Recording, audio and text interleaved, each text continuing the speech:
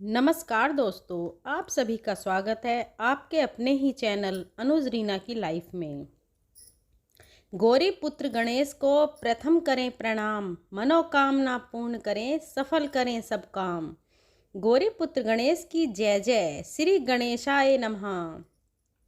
मित्रों, धार्मिक मान्यताओं के अनुसार सप्ताह के 7 दिन अलग अलग देवी देवताओं को समर्पित होते हैं और इसी प्रकार से बुधवार का दिन सभी देवी देवताओं में सबसे पहले पूजे जाने वाले भगवान गणेश को समर्पित होता है। ऐसी मान्यता है कि जो भी व्यक्ति भगवान बुधवार के दिन भगवान गणेश का व्रत रखता है, पूरे सच्चे मन से गणेश भगवान की साधना करता है, उस व्यक्ति के जीवन में कभी भी धन धान्य की कमी नहीं होती है। तो चलिए सुनते हैं गणेश जी को नमन करते हुए बुधवार व्रत की बहुत ही सुंदर कथा। एक समय की बात है, सतापुर नगर में सूदन नामक एक व्यक्ति रहता था। वह बहुत ही धनवान था और उसके घर परिवार में किसी भी प्रकार की सुख सुविधाओं की कमी नहीं थी। मधुसूदन का विवाह बलरामपुर नामक नगर की एक सुंदर और सुशील कन्या संगीता से संपन्न हुआ था। एक बार मधुसूदन अपनी पत्नी को लेने बुधवार के दिन बलरामपुर गया हुआ था। मधुसूदन ने अपनी पत्नी के माता पिता से संगीता को विदा करने के लिए कहा तो संगीता के माता पिता बोले, बेटा आज बुधवार है, बुधवार को किसी भी शुभ कार्य के लिए यात्रा करना अशुभ माना जाता है। अपने सास ससुर के लाख मना करने के बाद भी मधुसूदन उनकी बात नहीं माना। उसने कहा कि माता पिताजी, मैं ऐसे शुभ अशुभ की बातों को बिल्कुल भी नहीं मानता हूँ। और ऐसा कहकर मधुसूदन और उसकी पत्नी दोनों ने बैलगाड़ी से यात्रा प्रारंभ कर दी। जैसे ही 2 कोस की यात्रा संपन्न हुई तो बैलगाड़ी का एक पहिया टूट गया। 2 कोस के बाद वहां से दोनों ने पैदल ही यात्रा शुरू की। रास्ते में संगीता को प्यास लगी तो मधुसूदन उसे एक पेड़ के नीचे बैठाकर जल लेने चला गया। थोड़ी देर बाद जब मधुसूदन कहीं से जल लेकर वापस आया तो वह बुरी तरह हैरान उठा, क्योंकि उसकी पत्नी के पास उसकी ही शक्ल सूरत का दूसरा व्यक्ति बैठा था। संगीता भी मधुसूदन को देखकर हैरान रह गई। वह दोनों में कोई अंतर नहीं कर पा रहा था। मधुसूदन ने उस व्यक्ति से पूछा, तुम कौन हो और मेरी पत्नी के पास क्यों बैठे हो? मधुसूदन की बात सुनकर उस व्यक्ति ने कहा, अरे भाई, यह मेरी पत्नी संगीता है। मैं अपनी पत्नी को ससुराल से विदा कर कर लाया हूँ, लेकिन तुम कौन हो जो मुझसे ऐसा प्रश्न पूछ रहे हो? मधुसूदन ने कहा, तुम जरूर कोई चोर या ठग हो। यह मेरी पत्नी संगीता है। मैं इसे पेड़ के नीचे बैठाकर जल लेने गया था। इस पर उस व्यक्ति ने कहा, अरे भाई, झूठ तो तुम बोल रहे हो। संगीता को प्यास लगने पर जल लेने तो मैं गया था। मैंने तो जल लाकर अपनी पत्नी को पिला भी दिया है। अब तुम चुपचाप यहाँ से चलते बनो, नहीं तो किसी सिपाही को बुलाकर तुम्हें पकड़वा दूंगा। दोनों एक दूसरे से लड़ने लगे। उन्हें लड़ते देख बहुत से लोग वहाँ एकत्र हो गए। नगर के कुछ सिपाही भी वहाँ आ गए। सिपाही उन दोनों को पकड़कर राजा के पास ले गए। सारी कहानी सुनाकर कहानी सुनकर राजा भी कोई निर्णय नहीं कर पाया। संगीता भी उन दोनों में से अपने वास्तविक पति को नहीं पहचान पा रही थी। राजा ने दोनों को कारागार में डाल देने का हुक्म दिया। राजा के फैसले पर असली मधुसूदन भयभीत हो उठा। तभी आकाशवाणी हुई, मधुसूदन, तुझे संगीता के माता पिता की बात माननी चाहिए थी, नहीं मानी और बुधवार के दिन अपनी ससुराल से प्रस्थान किया। यह सब भगवान बुद्धदेव के प्रकोप से हो रहा है। मधुसूदन ने भगवान बुद्धदेव से प्रार्थना की, हे भगवान बुद्धदेव, मुझे क्षमा कर दीजिए। मुझसे बहुत बड़ी गलती हुई। भविष्य में अब कभी बुधवार के दिन यात्रा नहीं करूंगा और सदैव बुधवार को आपका व्रत किया करूंगा। मधुसूदन के प्रार्थना करने से भगवान बुद्धदेव ने उसे क्षमा कर दिया। तभी दूसरा व्यक्ति राजा के सामने से गायब हो गया। राजा और दूसरे लोगों इस चमत्कार को देखकर हैरान हो गए। भगवान बुद्धदेव की इस अनुकंपा से राजा ने मधुसूदन और उसकी पत्नी को सम्मानपूर्वक विदा किया। कुछ दूर चलने पर रास्ते में उन्हें बैलगाड़ी मिल गई। बैलगाड़ी का टूटा हुआ पहिया भी जुड़ा हुआ था। दोनों उसमें बैठकर सतापुर की ओर चल दिए। घर आकर मधुसूदन और उसकी पत्नी संगीता दोनों नियमित रूप से बुधवार का व्रत और गणेश जी का पूजन करते हुए आनंद पूर्वक जीवन यापन करने लगे। इस तरह भगवान बुद्धदेव की कृपा से उनके यहाँ खुशियां बरसने लगीं। इस तरह जो कोई भी स्त्री पुरुष विधिवत बुधवार का व्रत करके यह व्रत कथा सुनते हैं, भगवान बुद्धदेव और भगवान श्री गणेश जी उनके सभी कष्ट दूर करते हैं। यह भी बुधवार की पहली व्रत कथा। बोलिए जय गणेश भगवान की। अब चलिए सुनते हैं दूसरी कथा। प्राचीन समय की बात है, एक कुएं में एक मेंढक और उसकी पत्नी रहा करती थी। मेंढक और उसकी पत्नी कुएं में आराम से मौज मस्ती के साथ रहा करते थे, पर मेंढक सदा ही बात बात पर मेंढकी से लड़ता रहता था, क्योंकि उसकी पत्नी हमेशा श्री गणेश जी की पूरी पूजा आराधना में लीन रहा करती थी। मेंढकी हमेशा मन में तथा बोल बोल कर भी विघ्नहर्ता श्री गणेश जी के नाम का जाप किया करती थी। इस बात से मेंढक बहुत नाराज हुआ करता था, क्योंकि उसे ऊंची आवाज़ में गणेश जी का नाम सुनना अच्छा नहीं लगता था।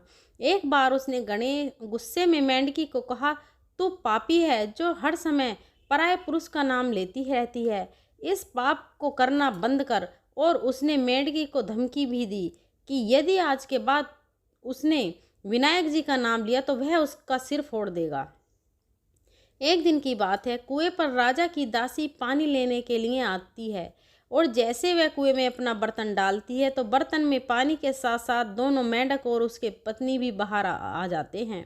अब दासी कुएं पर पानी भर के वह पानी के साथ साथ मेंढकी को भी घर ले जाती है और एक बर्तन में पानी गर्म करने के लिए तैयारी करती है। दासी ने दोनों मटकों को पानी वाले बर्तन में डाल दिया और बर्तन को चूल्हे पर गर्म होने के लिए रख दिया। वह पानी तालाब से लाया गया था, इसलिए वह थोड़ा गंदा था और दासी को उसमें मेंढकी दिखाई नहीं दिए। जैसे जैसे पानी गर्म होने लगा, दोनों मेंढकी का शरीर जलने लगा। इस पर मेंढक की पत्नी ने मन ही मन श्री गणेश जी की पूजा अर्चना और नाम जाप शुरू कर दिया। मेंढक को यह विश्वास था कि भगवान गणेश उनकी सहायता अवश्य करेंगे। अचानक ऐसा चमत्कार हुआ कि पानी चाहे कितना भी गर्म हो रहा था, लेकिन मेंढकी को कुछ भी महसूस नहीं हो रहा था। लेकिन इसके विपरीत उसने अपने पति से कहा, क्या तुम्हें सच में जलन ही हो रही है? मेंढक ने जवाब दिया, हाँ, मुझे बहुत जलन हो रही है, क्योंकि पानी बहुत धीरे धीरे बहुत गर्म होता जा रहा था। अपने पति की ऐसी दशा देखकर पत्नी ने सलाह दी, तुम भी जल्दी से श्री गणेश जी का नाम जाप करना शुरू करो, देखना गणेश जी की कृपा से तुम्हें भी आराम मिलेगा। जान बचाने के लिए मेंढक ने भी श्री गणेश जी की पूजा शुरू कर दी और दोनों पानी में रहकर श्री गणेश जी की भक्ति में लीन हो गए। उनकी भक्ति से प्रसन्न होकर श्री गणेश एक बछड़े के रूप में प्रकट हुए और मिट्टी के बर्तन को लात मारकर गिरा दिया, जिससे गर्म पानी बाहर फैल गया और दोनों मेंढकी की जान बच गई। अब तो दोनों मेंढक खुशी खुशी तालाब में लौट गए और उस दिन से अब वे सारा अपना हर दिन भगवान गणेश की पूजा अर्चना में बिताने लगे और वे दोनों श्री गणेश जी के बड़े भक्त बन गए। कथा समाप्त हुई तो बोलिए गजानन महाराज की जय, गणेश भगवान की जय, बुद्धदेव महाराज की जय। जैसा सुख आपने मेंढक और मेंढकी को दिया, वैसा ही सुख सबको देना। कथा समाप्त हुई। बोलिए मित्रों, विघ्नहर्ता श्री गणेश जी की जय। एक अन्य कथा। एक नगर में एक मालिन रहती थी। उस मालिन का एक अत्यंत ही सुंदर पुत्र था, परंतु किसी बीमारी के कारण उसके पति का स्वर्गवास हो गया था और वह अपने पुत्र और सास के साथ रहा करती थी। उस मालिन की सास अत्यंत कठोर हृदय की स्त्री थी।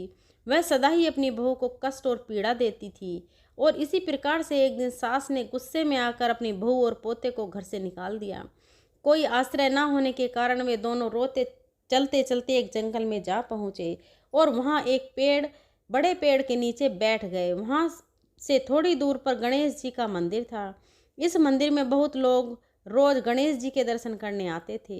सभी भक्त दर्शन करके गणेश जी को प्रसाद चढ़ाते और फिर वही प्रसाद सबको बांट देते। इसी प्रकार से गणेश जी के प्रसाद से माँ और बेटे का गुजारा होने लगा। गणेश जी की कृपा के कारण अब तो दोनों माँ बेटे गणेश जी की पूजा पाठ में लग गए। एक दिन उन्होंने सोचा कि क्यों न हम भी जंगल से फूल लाकर बेचें और इस प्रकार वे रोज जंगल से फूल लाकर उसकी माला बनाकर बेचने लगे। साथ में पूजा की सामग्री और प्रसाद भी बेचने लगे। इससे उनकी आमदनी होने लगी और धीरे धीरे गणेश जी की कृपा से आमदनी बढ़ने भी लगी। जल्दी ही उन्होंने अपना एक मकान और एक दुकान बना लिया। उस नगर के राजा की लड़की मंदिर में रोज पूजा करने आती थी। वह मालिन के बेटे को देखकर राजकुमारी उस पर मोहित हो गई और उससे विवाह करने की सोचने लगी। जब राजा की बेटी ने अपनी भाभी से मन की बात कही तो उसकी भाभी ने कहा, यह तो मालिन का बेटा है और तुम एक राजा की बेटी हो। यदि तुमने उससे विवाह किया तो हमारी बहुत बेइज्जती होगी। पर राजकुमारी अपनी बात पर अड़ी रही। उसने कहा, मैं तो प्रतिज्ञा कर ली है कि विवाह उसी से ही करूंगी। और इस प्रकार भाभी ने घर जाकर सारी बात राजा को बता दी। राजा ने पुत्री की खुशी के लिए मना नहीं किया और विवाह के लिए तैयार हो गए। उन्होंने बड़े धूमधाम से बेटी का विवाह मालिन के बेटे के साथ कर दिया। मालिन ने सबसे पहले बेटे भू को गणेश जी के मंदिर में ले जाकर पूजा पाठ करवाया और गणेश जी का आशीर्वाद दिलवाया। इसके बाद पूरे नगर में यह बात फैल गई कि गणेश जी की पूजा करने से सब दुख कष्ट दूर हो जाते हैं। यह बात सुनते ही नगर के सभी लोग मंदिर आने लगे। मालिन और उसके बेटे की बिक्री और बढ़ गई। उधर उसकी सास के बुरे दिन आ गए। अन्नदाता उससे रूठ गए और वह भूखों मरने लगी। एक दिन वह रोती धोती उसी गणेश जी के मंदिर में आ पहुंची। वहां वह मालिन के बेटे से बोली, मैं भूखी हूँ, मुझे रोटी पड़ा दे तो बेटा, इसके बदले मैं तुम्हारा सारा काम कर दूंगी। लड़के को दया आ गई और उसे काम पर रख लिया, पर उसने अपनी दादी को नहीं पहचाना। जब मालिन घर आई तो उसने सास को पहचान लिया। वह सास से बोली, सासू जी आप यहाँ कैसे? सास ने पोते की तरफ इशारा करके कहा, मेरी इस सेठ के यहाँ नौकरी लग गई है। वह बोली, यह आपका पोता है और यह घर भी आपका ही है, यह दुकान भी आपकी ही है। जब आपने हमें घर से निकाला तब गणेश जी ने हमारी रक्षा की। बहू की बात सुनकर सास बोली, मेरी करनी मैंने भोग ली। बहू बोली, सास जी आप हमारे यहाँ रहो और पोते का सुख देखो। हे गणेश जी महाराज, जैसा सुख आपने मालिन को दिया वैसा ही सुख सबको देना। अब सुनते हैं गणेश जी की अंतिम कथा। एक नगर में एक बुढ़िया रहा करती थी। वह गणेश जी की परम भक्त थी। गणेश हमेशा बुधवार का व्रत रखती और गणेश जी की पूजा करती थी। एक दिन गणेश जी प्रकट हुए और उससे बोले कि मैं तुम्हारी सच्ची भक्ति और निष्ठा भाव से अत्यंत ही प्रसन्न हूँ। तुम जो चाहो मांग लो। आज तुम्हारे हर मन की मुराद पूरी होगी। इस पर बुढ़िया ने गणेश जी से कहा कि मुझे तो मांगना नहीं आता, मैं आपसे कैसे कुछ मांगूं? आपने तो बिना कुछ मांगे ही मुझे सब कुछ दिया हुआ है। अब मेरी मांगने की कोई इच्छा नहीं है।